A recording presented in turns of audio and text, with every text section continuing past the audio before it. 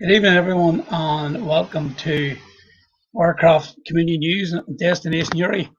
My name is Hugh Morgan. I'm the Vice Chair of the Barcroft Community Association. And I just seen listening there to my own community mucker, Jerry Coyle there in Drumlane. And I just say, Jerry and I have been involved in community work, working with different communities for too long to remember, back in the black and white days. And Jerry is just one of the real unsung heroes of Uri, and he just seems to have an engine that goes on forever.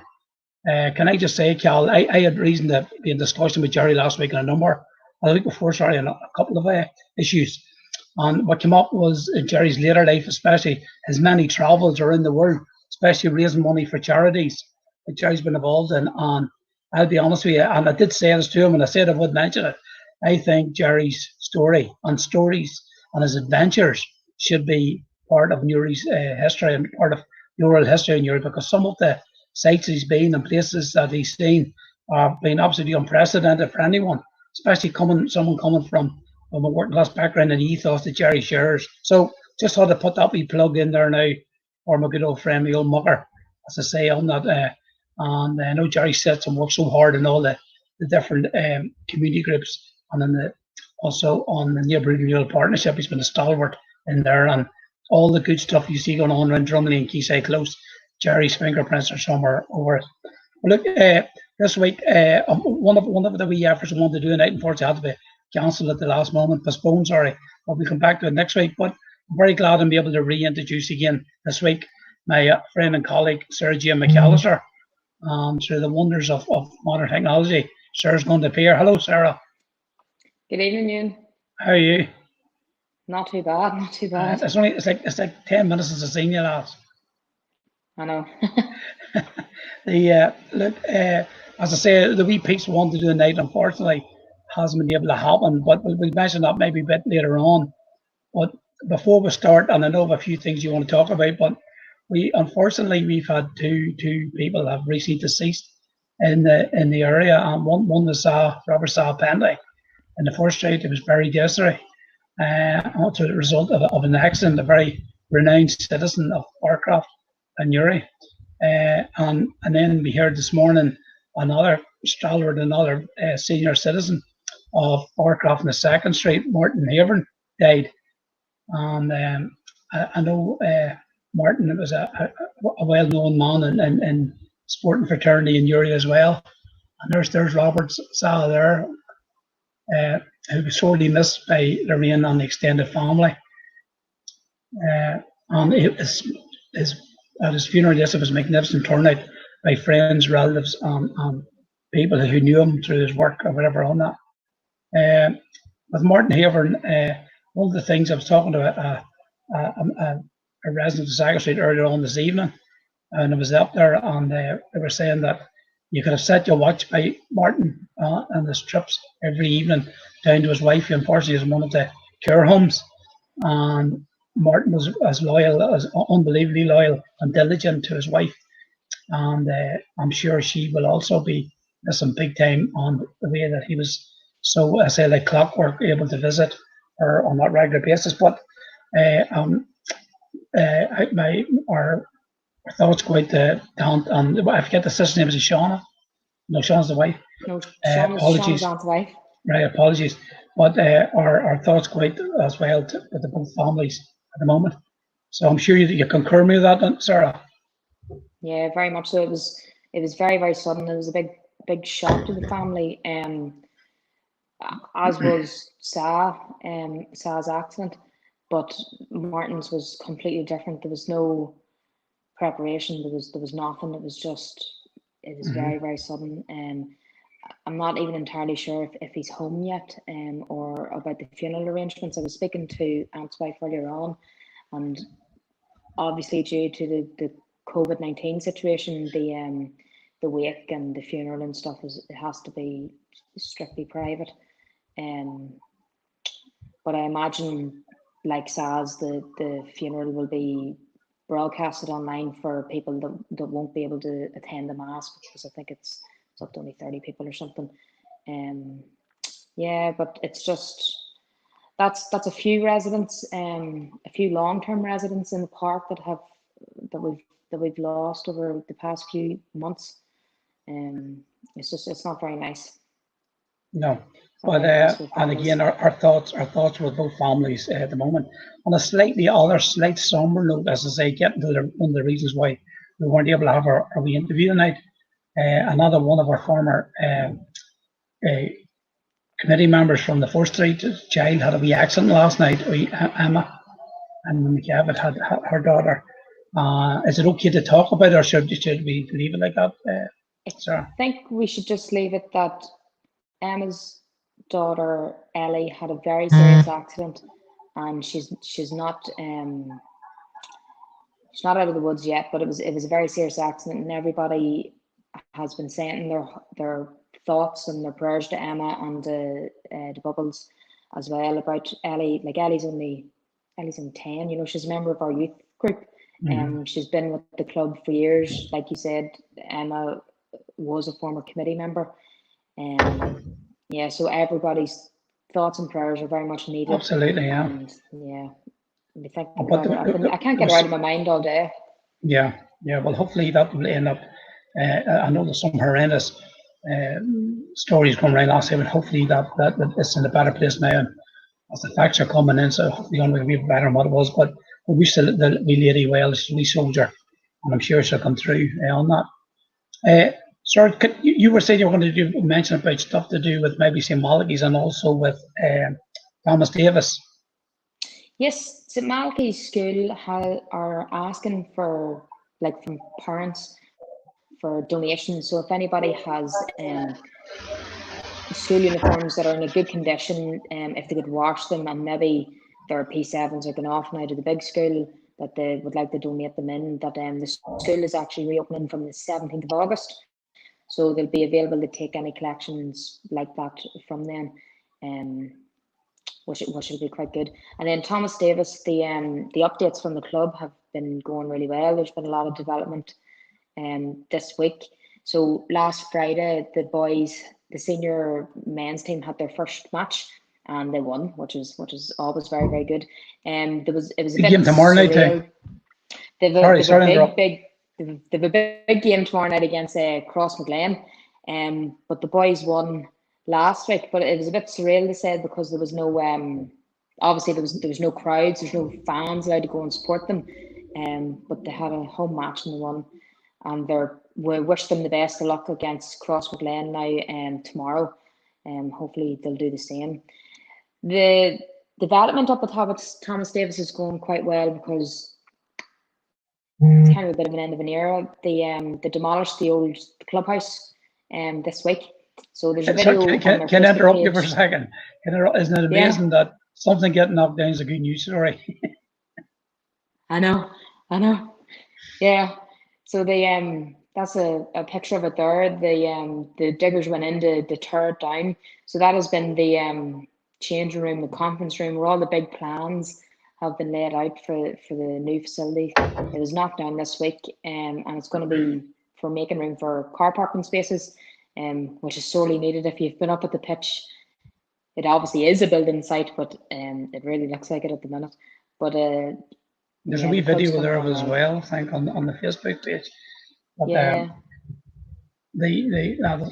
the beauty, as I say, it's amazing things coming down, everybody celebrating, but it's all for the right reason, because and I know Aunt's people did supplies a great video there 2 weeks ago, and there's the old part getting removed now. Again, that excellent structure has been built in the background, which will be, it'll actually captivate the whole area. And with these new houses not going up there as well, with the very strong community connection that Thomas Davis has with Barcroft Park and Barcroft Community Association, I think it all augurs well for the children of this area, both the young ones and the ones still to come, that they'll have a world class and a first class amenity that they'll be able to buy into, Sarah. And it'll not just be Gaelic games as well. There will be other sports played in the area on it as well, which is excellent as well. But it'll help young people. Sorry, Ian. Go ahead. No, you can actually notice the difference that COVID has taken, because normally the Thomas Davis coaches would be getting into St. Malachy's and they'd be getting into Barcroft and they'd get into Martin's Lane and Drummond Lane even, and they'd be having like cool camp and they'd be taking kids as like taster sessions and stuff. But that facility is going to be amazing when it is up and running. Well, full respect. Yeah, full respect to the chair David O'Brien and Gosha from Barcroft, the club secretary, and then Janine McKeown, the PRO, was on also as well. They're doing huge work, and of course Jerry Riley in the background as development officer has been the person behind. Nothing's built for free. It was a lot of blood, sweat, and tears went into that to make sure that happened. But look, as I said, I've got a strong affiliation with Thomas Davis himself, and we wish them well for the future on that. The only other, I'll come to the wee birthdays not at the end, but the most important story, I suppose, of the week, which we mentioned last week, Sarah, was the one about what was at the start was the mysterious sign on the hill saying that Dorans Hill would be closed between Monday, the 27th of July, which is this coming Monday, and Friday, the 7th of August. And there was a bit of worrying concern amongst the general populace about that. Barcroft Community Association are very much to the fore in that, and along with the elected reps in the area, trying to get to the bottom of the issue of what was going on there. I have another photograph there, Cal, of some of the members of the Community Association there who were down last week at the bottom of the hill. It was actually, we met because of the social distancing issue. We met in Ray McCree's Park there on that, but we were able to ascertain that, in fact, there's ourselves there, Collie on the left, me in the middle, Mary and yourself, sir, and the two guys were there from Virgin Media. There's Collie and Marty Cronley there as well, Charlie Casey, Valerie, and Roisin Mulgrew there as well. So we had a very good meeting there on that. We were then mostly through Liz Gimmons' office. We were able to ascertain exactly what was going on. I've got a leaflet taken through my door tonight from Liz. And basically what it says is that her and her representative held a series of meetings with DFA, Road Service, the contractors, and Barcroft Community Association in relation to the sign on Dorans Hill. We have established that necessary work has been completed on the sewage system for the new development at Hillside Terrace, and this will require the hill to be closed to through traffic for a period of time. However, and this is the important point, Sarah, residents will have access to their homes at all times.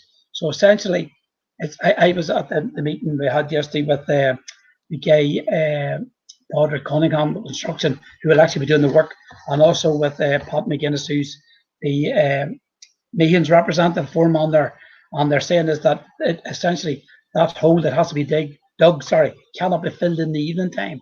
So when they close the hill on the 27th, it will be closed to through traffic, Sarah, until the actual work is completed, But it says here, Liz says, we have emphasised to contractors the implications this will have on the wider area and the need to minimise the level of disruption to residents in Barcroft and the immediate area.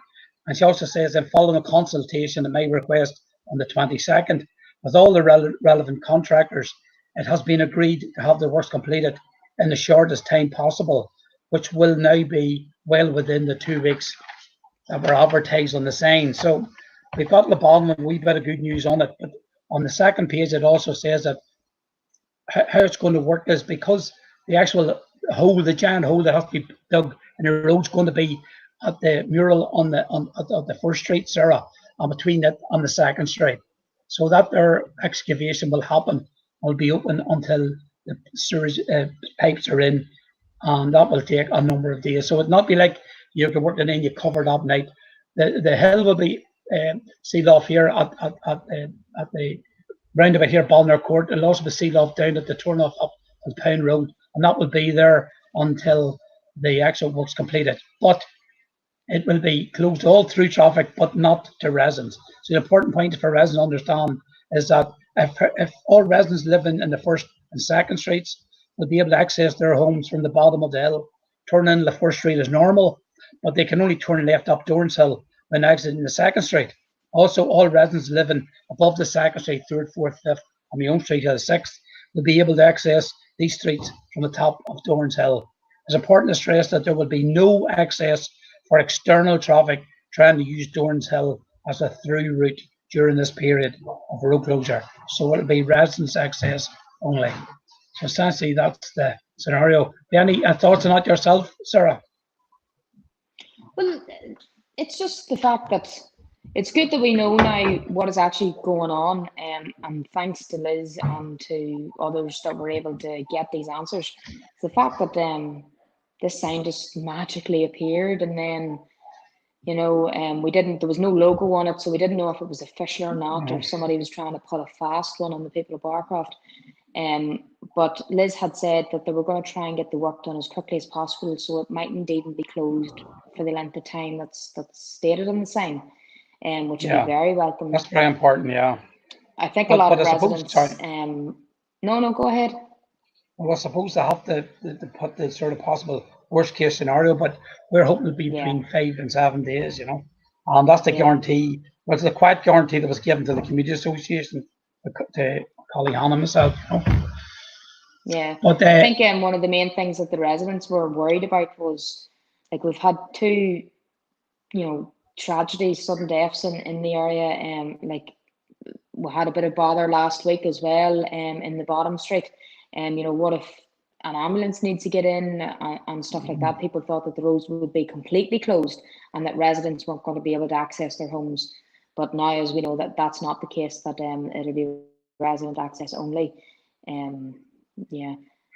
Well, one other wee bonus is that Liz did raise with the guy coming about, that there seems to be the eternal water that seems to run down Dorns Hill constantly as soon as there's rain or whatever on that.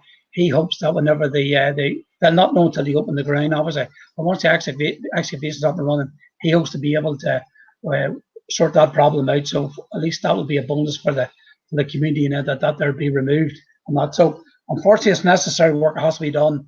There was a wee bit of consultation. I think the important point was raised that the residents of Barcroft aren't second-class citizens and will not be treated as that. We refer to the contractors there now, and they live up their responsibilities on that. So that, from the people of up here where I am, from the 3rd, 4th and 5th, 6th Street up, from Lawanda and that there, we're just going to have to use an alternative route to get down the hill in the mornings for the foreseeable future for those days. But hopefully, as I say to you, it'll all work out well in the end. So I suppose it's fair to say that it's a wee bit of a mystery last week, but at least it's sorted out now, and the work will happen, and that'll be it. So sorry, I meant to mention Mary's one of our stalwart workers there. She asked me just to plop a wee photograph, which Cal has there, of her son Lewis, and it's Lewis's 16th birthday today. And Cal's abandoned me, has he? Hi, Cal, thank you. There's young Lewis Lamley, 16 today, and he'd be absolutely mortified, which is good, that his mommy has sent this. But that's the par for the course. But his mommy has also to mention that Lewis plays goals for the Bosco under 16s, and he'll not be able to from now on because he's 16. But he had a match there Monday night, and apparently he took off what was called a world-class save on Monday night. It was unreal. It was in the same caliber, something like Neil Collins took off against Dublin in '94. So congratulations, young Lewis, on the 16th birthday on that. And I think that's all I have for this week. Sarah, what about yourself? Have you anything you want to add? Are you happy enough? The only other thing that I have is just to let people know in the 3rd Street in Barcroft that the bins will be emptied. They have been reported. There's been a shortage of the small bin lorry across the town, really. But it's a little bit slower than normal, but they definitely will be empty. To have assurances from Motion Mulgrew about that. and it was broken down yesterday as well, so these things do happen. Yeah. But again, I keep going back when Barcroft being built first. They never had the consideration what's going to be in the future. There's it up on the official. Sarah Jane confirms the bins will be emptied. It's official now, Sarah Jane. It's official now. Oh dear. So listen, hopefully we'll have our scheduled show for next week, and then we'll be able to have our wee interview as we hoped. But look, these unforeseen things do happen. But with that there, if you're happy enough, Sarah, I'm going to hand back to Cal. and thank everyone Yep, for tuning in. happy enough. Okay, so, Slán.